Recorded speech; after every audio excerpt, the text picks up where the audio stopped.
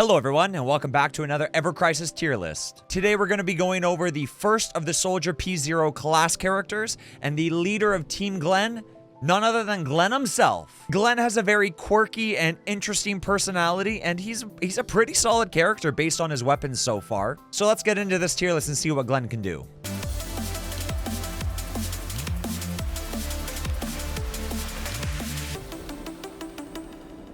Our usual disclaimer at the start of every tier list. This tier list is my opinion, and you may have a different opinion. And you know what? That's okay. And this is a great place to have a discussion down in the comments below, whether you think I rated something too high or rated something too low. My rules and factors to judge the weapons where I'm putting them on the tier list are right over here. If you want to pause so you can read them, now's the time. Otherwise, let's get into the tier list for Glenn. Starting us off with Glenn's first weapon, his personal style. It is one of the 500% physical, non-elemental type damage weapons for 4 ATB. Materia, nothing crazy on this side. The boost HP is nice at the 24. The water potency, this would make for a good sub weapon. For me, for Glenn, the 500%, I'm starting to, I would put this into a B. I would put this into a B, into an A. There's a weapon that's we're going to go over later that is, it's weird that there's two of the same 500% on a single character. I think Glenn might be the only character that had this. But for me, I'm going to put this into like a B, B+. If you need the boost HP and you're not really trying to hit any other elementals and this is the only weapon you have, sure, I can put this up to an A. For now, I'm going to put this as the baseline. Things need to be better than this in certain situations, and then certain things need to be worse. You know what? The boost HP, I'm going to put this into like an A-. We'll put this into A tier for now. In terms of the sub equipment, boost HP is always going to be nice. So I am going to put it into, with the water potency, we don't have too many use. Once we start fighting Ramu a little bit more, it's going to be even more useful, and the HP is always good to survive. We'll put the sub abilities into a good here for Glenn. For the second weapon over here, we have Crew Kicker, which is a 400% single target physical fire damage. Okay, already off to a good start. Love me some good elementals. This thing will do good against Shiva. Shiva, though, that she is more weak against magic than she is against physical, but still, having being able to cover the basis of both physical and magic is super important. Glenn is also more of a physical-based character, as we're going to go over more. Boost HP 24, lovely fire potency, boosting the weapon itself. It's going to make for a very good main hand situation if you are trying to do fire damage. For me, I'm going to put Crew Kicker into an A+ tier. Again, you got to respect those elements. The fact that it boosts your HP and it boosts its own potency is very, very nice. Under the same categories as what we just did for the personal style, Crew Kicker, you're also getting a good ranking. Just being able to put this on any of your fire elemental weapons in the future, and it boosts HP.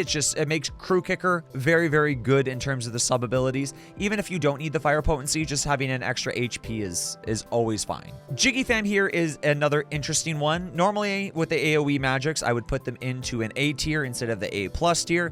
Boost magic attack, so again, more potent than just boost attack. It's going to affect your magic attack a lot more. Glenn is not an overly magic user. Luckily, it boosts its earth potency, so it's going to increase its quake. It's going to increase its quake on its own. It's the sigil boost. So for me, a sigil boost is going to push this weapon up from, instead of just being an A, into an A+.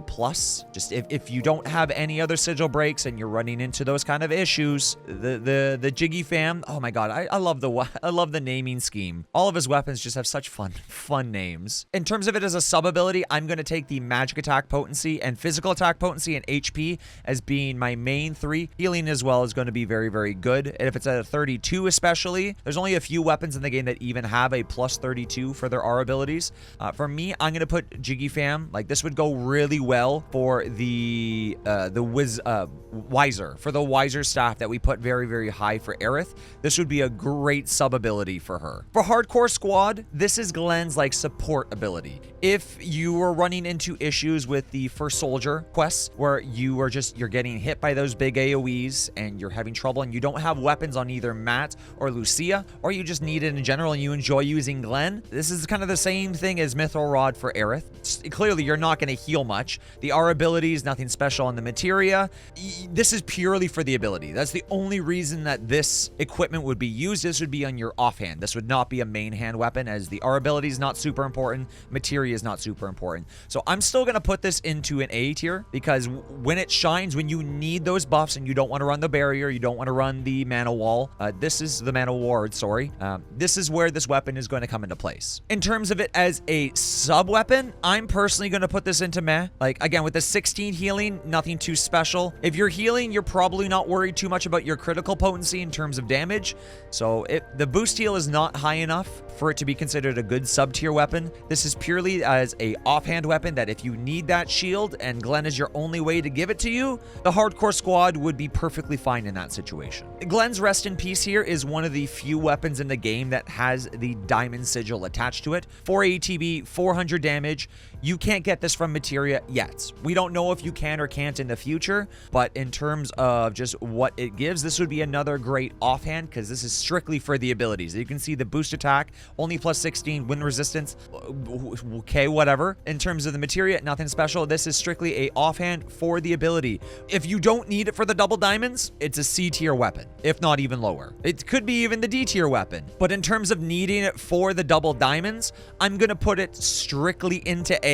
If you need those double diamonds and you're breaking, like I know I'm having issues in terms of some of my summon fights where you just don't have enough actions to be able to do it. That's why sigil breaking is so important, so you just don't get cracked in the face with those big AoE damages. As a sub ability weapon, it is definitely going into a meh tier. 16 boost attack, not nearly enough for anything. And the wind resistance, we're currently, at least, we're not running into anything. And wind resistance 9 as a sub weapon is only going to be 4. This is not a very good sub weapon. It's definitely a offhand weapon strictly for that diamond sigil breaking. A piece of cake, you might as well just make this Glenn's birthday, because he is, again, one of the characters that has a physical defense down. I know a lot of people are running into a lot of fights, nothing special on the materia side, that are running into issues that they just can't deal enough damage and they need to be able to kill things a little bit faster. And that is exactly what Piece of Cake is going to do. Again, this tier list is based around character. You're not basing off what your other teammates have. If you have multiple physical defense downs, then just run the bigger damage items that you have. If you do not, then this easily becomes his S tier weapon in terms of hard edge. I know with Zach that we went over Arc Sword and the Cutlass that they could have shared the S tier. It depends what you need. In most situations here, Glenn is going to be dealing physical damage, and just, it's a great offhand. Again, main hand, the R abilities, you have that physical defense and that ice resist. Nothing crazy. Don't put this in your main hand. This is for the offhand, strictly for the ability, but the ability is good enough that it deserves to be his S tier, because you're going to be boosting up your entire team's damage. In terms of the R abilities, he's got a good grouping of abilities for his main hands. Like, I love his C abilities. I love his command abilities, but in terms of his passives, it's about 50-50 so far. Shockbuster is another one of those magic. It's the same as the Jiggy Fam, except it does not have the sigil attached to it. So for me, AoE magics, good for farming, good for when you're fighting those elemental, when you're fighting something that's weak to lightning. It's gonna do well when it's gonna do well. For that, I'm gonna put it into another solid A tier. The boost attack as well, it's going to increase the magic potency of the ability of the Thundaga, and then it's also going to boost your physical of your auto attacks going into it. Plus the lightning potency, it has it boosted on top of it. In terms of the R ability of the Shockbuster, I'm going to put this into like a high okay.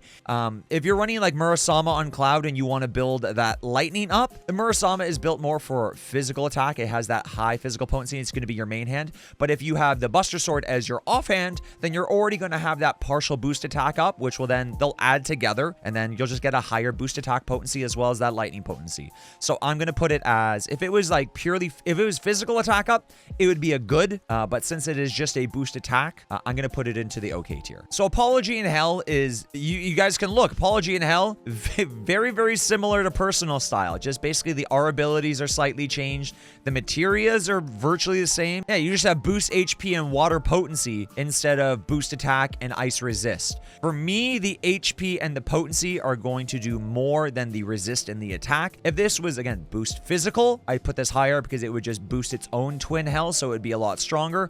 Also going into it as it gets higher, the Apology in Hell has a lower physical attack rating than the Personal Style. So if I'm comparing these two directly next to each other, For me, the Apology in Hell is just a not as good version as the personal style. So for that, it goes into the B tier. For a sub weapon, it is still like the boost attack is still, if it was a 16, it would put it into meh. It is still a 24. If you need the ice resist, like if you're fighting Shiva and you're getting hit pretty hard by her magic abilities, you can still make it work if it's the only weapon that you have for Glenn, because we did get this for free at the start of the game. So chances are you probably have this. It is a fine weapon to build up. It is okay. He does have better weapons, but right now, as it stands, this is one of his weaker ones. On to Glenn's last two weapons, which are farmable. One is going to take a lot more energy than the other one. We're going to start with the Inferno Grave. The Inferno Grave with the Fira Surge, dealing 320 magic, single. So this is now going to be a little bit more effective than the physical fire weapon that Glenn had that I put into A+